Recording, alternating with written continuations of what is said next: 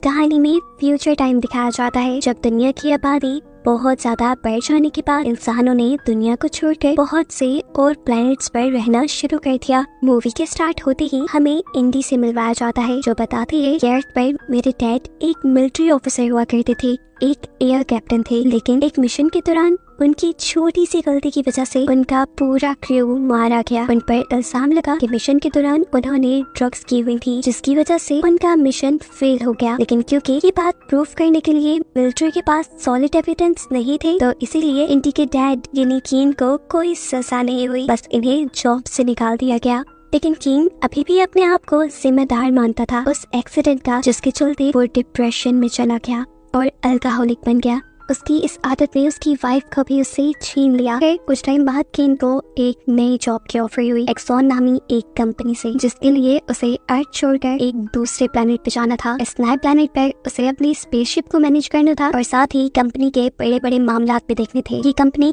इस प्लेनेट को इंसानों के लिए रहने के काबिल बनाना चाहती है, जिसके लिए वो इसी प्लेनेट का रॉ मटेरियल इस्तेमाल कर रहे थे और यहाँ पर काम करने के लिए दुनिया से मुजरिमों को लाया गया था। इंडी और कीन इस टाइम एक स्पेसक्राफ्ट में इस प्लेनेट का विजिट कर रहे थे जब इंडी अपने डैड से कहती है मॉम को लगता है कि आपने ये जॉब इसलिए एक्सेप्ट की क्योंकि आप अर्थ वाली सारी प्रॉब्लम से भागना चाहते हैं। ये सुनकर उसका मूड थोड़ा खराब तो हुआ पर उसने इंडी को फील नहीं करवाया। फिर वो इंडी को लेकर अपने एयरक्राफ्ट से उतरा और वो इंडी के साथ अच्छा वक्त गुजारना चाहता था, जिसके कुछ ही देर बाद ये दोनों यहाँ से निकल गए। जाते हुए इन्होंने एक्सॉन कंपनी के बनाए बहुत से बंकर से खाने का सामान लिया और फिर कीन ने इंडी को इस प्लैनेट के एक डे केयर सेंटर में छोड़ दिया क्योंकि स्पेसशिप में उसे अपने साथ वो नहीं रख सकता था। वो उससे वादा करते हुए किया कि शाम में जब भी तुम मुझे कॉल करोगी मैं उठाऊंगा और वीकेंड तो मैं तुम्हारे साथ ही गुजारूंगा। जिसके बाद वो अपनी स्पेसशिप में आ जाता है। अब इसी अंधेरी रात में हमें बाहर प्लैनेट का एक सीन दिखाया जाता है जहाँ पर बड़े बड़े मॉन्स्टर्स वो ला रहे थे। दूसरी तरफ इसी प्लैनेट पर ही जेलर अपने हेडक्वार्टर को खबर देता है कि गलती से उनकी जेल में से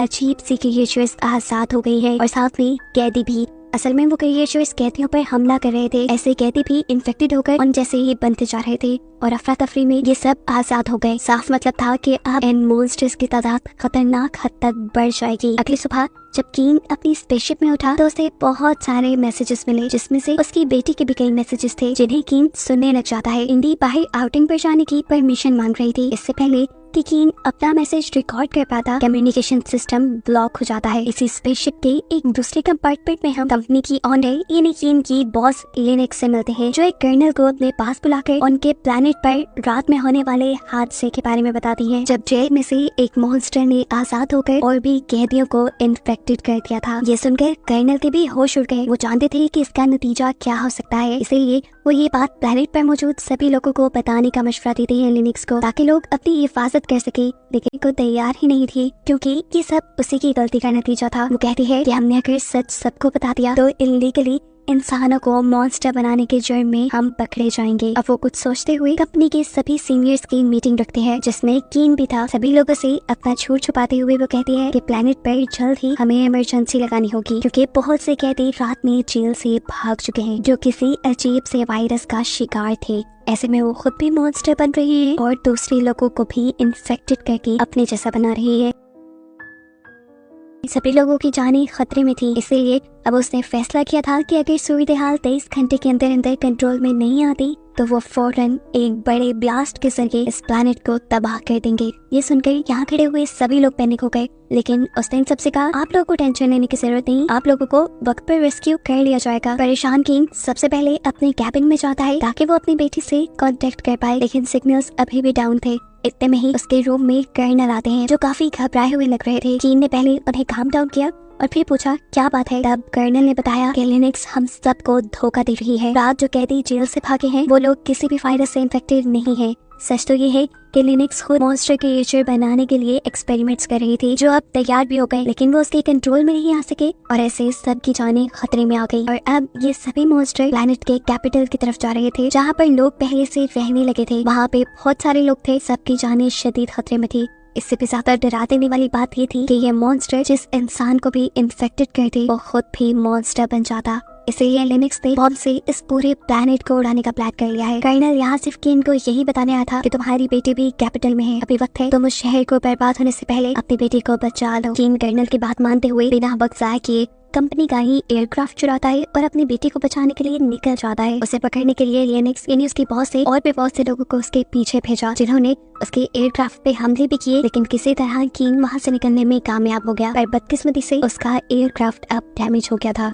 थोड़ी दूर जाने पे वो क्रैश हो जाता है और कीन जा गिरता है पानी में। वो जैसे ही पानी से बाहर निकला तो किसी ने उसके सर के ऊपर हमला करते हुए उसे बेहोश कर दिया। जब उसे होश आया तो उसने देखा कि साई नामी आदमी ने उसे गन पॉइंट पे लिया हुआ है। वो उससे पूछता है तुम कौन हो? कीन बताता है कि मैं इन्फेक्टेड हुए लोगों को ढूंढना चाहता हूँ, ये नहीं उन कैदियों को जो जेल से भाग आए थे। जवाब में साई कहता है मैं भी एक कैदी ही हूँ और जो लोग इन्फेक्टेड थे उन्हें क्रिएचर्स ने खुद ही मार डाला है। इसके बाद कीन इस लड़की को बताता है कि शहर के अंदर एक न्यूक्लियर रिएक्टर लगा दिया गया है, जिसकी वजह से ये शहर तबाह हो जाएगा। वो साई से कहता है प्लीज तुम मेरी मदद करो ताकि मैं कैपिटल तक पहुँच अपनी बेटी को बचा पाऊँ। पहले तो साई इनकार कर देता है, लेकिन जब उसे ये मालूम हुआ कि कीन के पास मिलिट्री बंकर्स की एक्सेस है तो वो उसकी मदद करने को मान चुका था, क्योंकि मिलिट्री बंकर्स के अंदर से इन्हें खाना और जरूरत का सारा सामान मिल जाता। सीन्स अब यहीं से पास्ट पे शिफ्ट होते हैं और हमें दिखाया जाता है कि कैसे साई और उसके बाकी सारे साथी जेल से निकलने में कामयाब हुए। असल में ये पूरा का पूरा प्लान साई का ही था। उनके साथ जेल में बहुत ज्यादती होती थी, उनसे बहुत काम करवाया जाता था और बदले में खाना भी कम दिया जाता था। साई ने अपने साथियों से कहा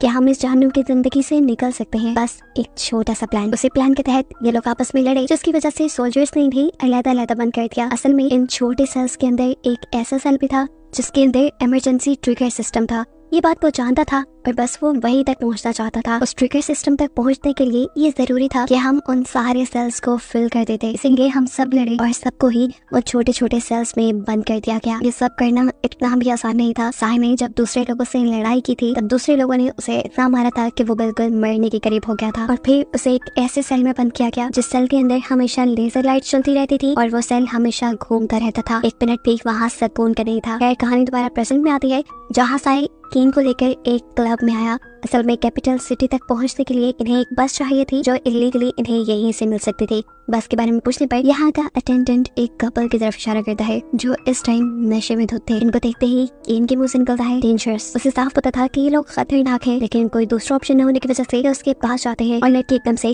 कीन के ऊपर ही हमला कर देती है। उसने बहुत ही आराम से इन दोनों को बताया वो बस कैपिटल सिटी तक जाने के लिए उनका साथ चाहता है, इसके बदले वो उनको $2000 देगा। तो इतने सारे पैसों का सुनकर ये लोग भी मान जाते हैं।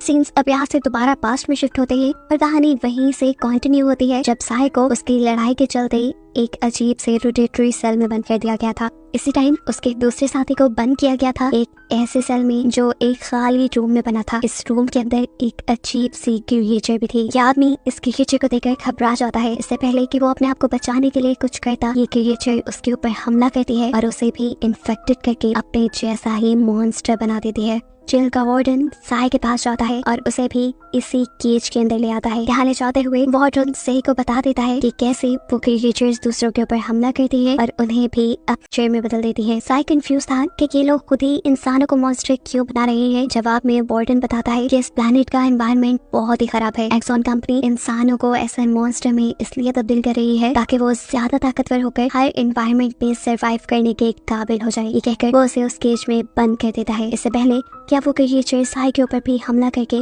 उसे भी एक क्रिएचर में बदल देता, एकदम से कोई इस रूम का दरवाजा खोलता है और क्रिएचर को शूट करके मार देता है। देखने को मिला कि ये साई का ही एक साथी था जिसने साई को बताया कि साई का बनाया प्लान काम कर गया है। उन सारे छोटे छोटे सेल्स के अंदर उन्हें इमरजेंसी ट्रिगर मिल ही गया, जिसकी वजह से सारे सेल्स खुल गए और अब ये सब लोग आजाद थे। इससे पहले कि अब ये सब लोग जेल से निकल जाते, यहाँ पर इन्हीं का एक साथी आकर इन्हें बुरी खबर देता है। वो ये थी कि इन्होंने इंसानों को खोलने के साथ साथ गलती से एक मॉन्स्टर को भी आजाद करवा दिया था। ये चीज बाकी सब लोग भी जान गए थे, इसलिए सब लोग यहाँ से भागने की कोशिश करते हैं और वो क्रिएचर उन सब के पीछे लग जाता है, जिनमें से काफी को तो उसने मार दिया था, लेकिन साई के साथ उसके 3 साथी बचने में कामयाब हो गए। ये लोग जेल से काफी दूर निकल आए थे। ये लोग कैपिटल जाने का फैसला करते हैं, लेकिन साई कहता है नहीं, तुमने जाना है तो जाओ, लेकिन मैं ओपरा जाऊंगा। ये सुनकर वो दोनों कंफ्यूज हो गए, लेकिन साई की अपनी जिद थी, इसलिए उन दोनों ने साई को छोड़ा और खुद चले गए। सीन्स दोबारा से प्रेजेंट में शिफ्ट होते हैं और हमें दिखाया जाता है कि साई और कीन को लेकर वो कपल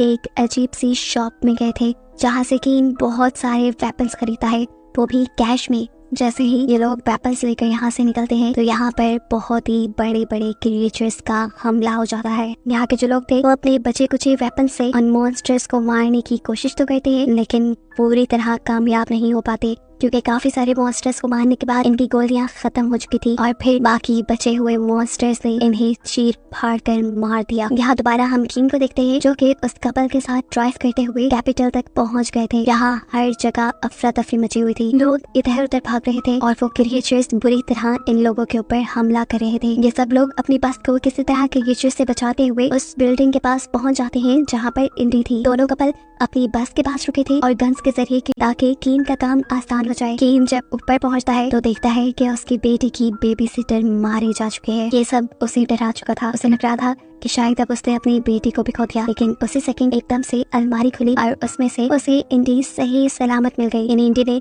अपने आप को बचाने के लिए अलमारी में बंद कर लिया था। इंडी को देखते ही कीन की जान में जान आती है तो इंडी को गले लगाता है और फिर सही से मिलवाता है, ये कहते हुए कि ये एक अच्छा इंसान है जिसने तुम्हें बचाने में मेरी बहुत मदद की। बाहर वो कपल अभी भी उन मॉन्स्टर्स को मारने की कोशिश कर रहा था, लेकिन उसकी बदकिस्मती कि एक मॉन्स्टर ने उसे देखकर उसके ऊपर हमला कर ही दिया था।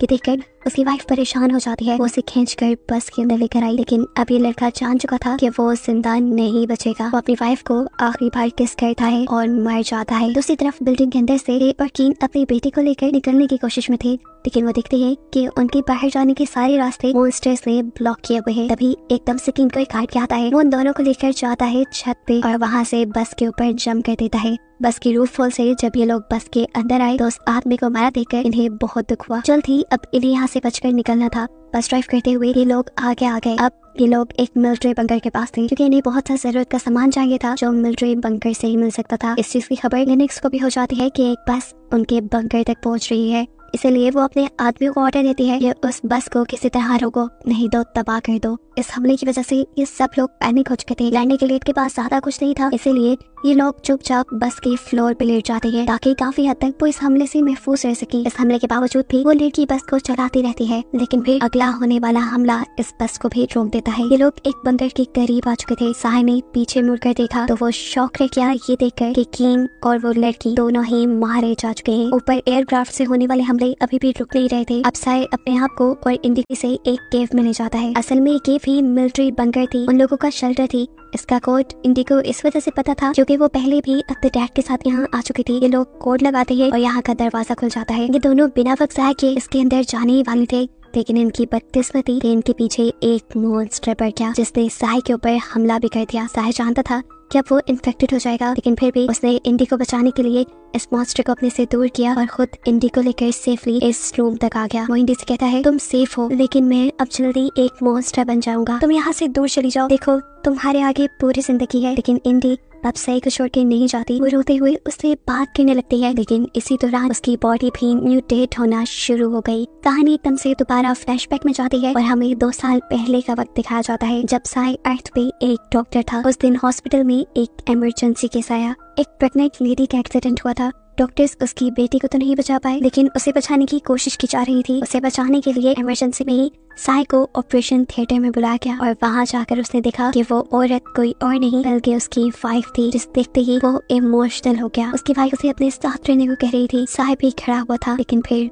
उसकी वाइफ ही चली गई, उसकी मौत हो गई। और इस हादसे से साहिर पूरी तरह टूट गया। वो गुस्से में उस ट्रक ड्राइवर के पास गया जिसने उसकी वाइफ का ये हाल किया था और जाकर उसका मर्डर कर दिया। इसी वजह से वो जेल में था और फिर जेल से उसे इस प्लैनेट पे शिफ्ट कर दिया गया। सीन्स अब दोबारा प्रेजेंट में शिफ्ट होते हैं जब इस प्लैनेट को उस न्यूक्लियर रिएक्टर से तबाह कर दिया गया है। इस सब के पूरे 2 साल बाद यहाँ एक और टीम आती है जो टीम उस बंकर को भी चेक करने के लिए अंदर इंडी और साहिर थे। साहिर इस टाइम कम्प्लीटली एक मॉन्स्टर बन चुका था। एक इन्वेस्टिगेटर को तो वो मार भी देता है, लेकिन फिर एक लेडी को नहीं मारता। हमें मालूम हुआ है कि इस टाइम ये लोग स्पेस सूट पे इसलिए हैं कि पहले जो ब्लास्ट यहाँ पे हुआ था उसकी वजह से ये प्लैनेट इंसानों के रहने के काबिल नहीं रहा। यहाँ पर जो कोई भी आता है उसे स्पेस सूट पे रहना पड़ता है। बिल्कुल ऐसे ही जैसे इंडी भी इस मॉन्स्टर साहिर के पास आई, उसने भी स्पेस सूट पहना हुआ था। उसने साहिर के पास खड़ी हुई डरी हुई लड़की से पूछा यहाँ क्यों आई हो। वो लड़की डरते हुए बताती है हम इन्वेस्टिगेटर हैं, हम सिर्फ ये देखने आए थे कि यहाँ कोई इंसान तो नहीं। असल में वो स्पेसशिप जिसका कैप्टन बनकर कीन यहाँ आया था, वो स्पेसशिप वापस अर्थ पे ले जाई जा रही थी। ये सुनते ही इंडी के दिल में एक होप जागती है। वो इस औरत को धमकाती है अगर तुम जिंदा रहना चाहती हो तो फिर हमें उस स्पेसशिप तक लेकर जाओ और तुम